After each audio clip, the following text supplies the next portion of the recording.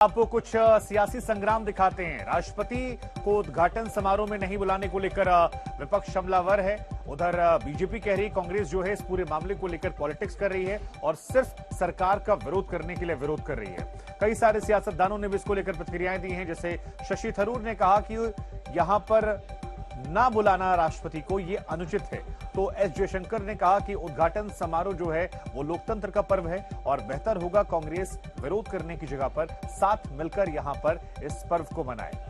पक्ष की तरफ से कहा जा रहा है कि उद्घाटन पर सियासत ठीक नहीं है, तो विपक्ष कह रहा है कि प्रधानमंत्री की जगह अगर राष्ट्रपति उद्घाटन करे तो शायद ये सियासत नहीं हो। उपराष्ट्रपति को न्योता क्यों नहीं, ये सवाल विपक्ष ने पूछा है, तो सत्ता पक्ष कह रहा है कि लोकसभा सचिवालय जो है वो इसको लेकर न्योता देता है। तो दोनों तरफ से अपने अपने तर्क जो हैं वो लगातार दिए जा रहे हैं और अपनी अपनी बातें जो हैं रखी जा रही हैं।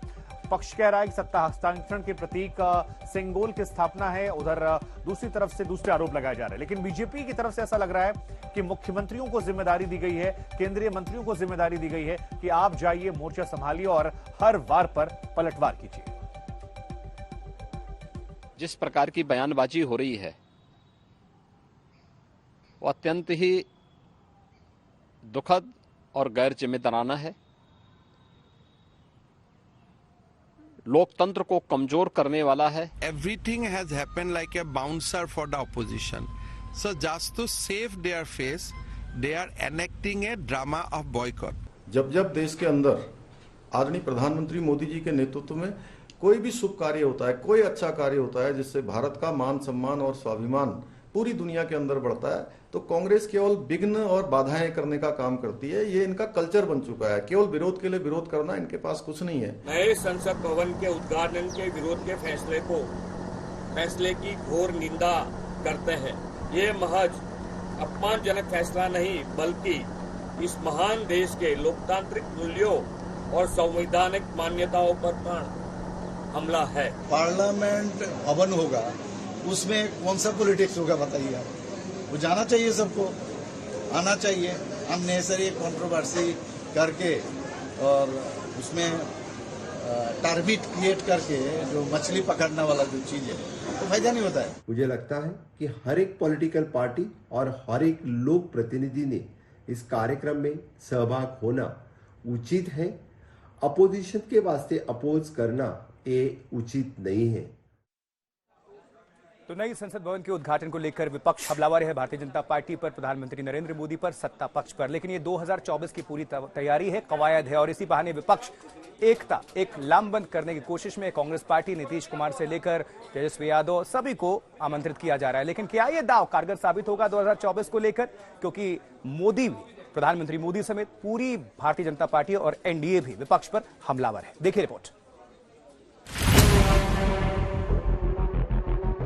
नई संसद के उद्घाटन समारोह पर टकराव की 4 मुख्य बिंदु समझिए।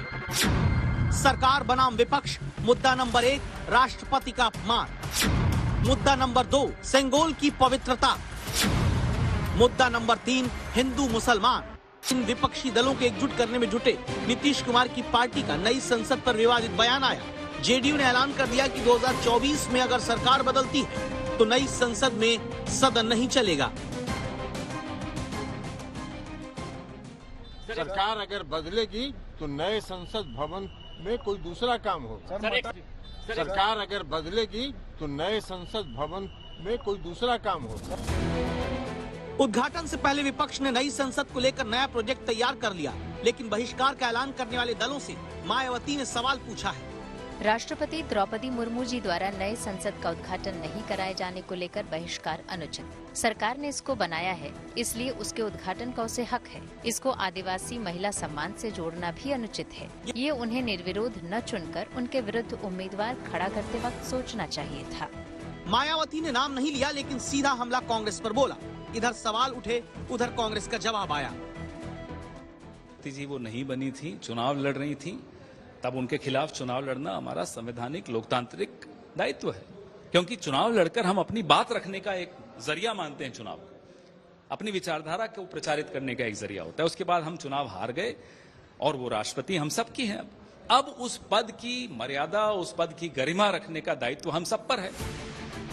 राष्ट्रपति के अपमान की माला जप रही कांग्रेस पर बीजेपी ने हमला किया। पूछा, सेंगोल तो भारतीय संस्कृति और तमिल अस्मिता का प्रतीक है, तो इसे नेहरू की सुनहरी छड़ी बताकर म्यूजियम में क्यों डाला गया? सवाल उठे तो कांग्रेस ने सेंगोल पर बीजेपी को घेर लिया। कांग्रेस नेता पवन बंसल ने हैरानी जताते हुए लिखा कि सेंगोल को पवित्र क्यों किया जाएगा? एक बार फिर प्रधानमंत्री को सौंपने से उसकी पवित्रता ही भंग होगी। बात धर्म कर्म तक पहुंची तो समाजवादी पार्टी ने नया एंगल जोड़ दिया। क्यों नहीं उसकी शुरुआत की जाती? क्यों नहीं कुरान खानी की जा सकती वहां पर? क्यों नहीं गुरबानी का पाठ किया जा सकता वहां पर? क्यों नहीं बाइबिल का पाठ किया जा सकता वहां पर? सब होना चाहिए।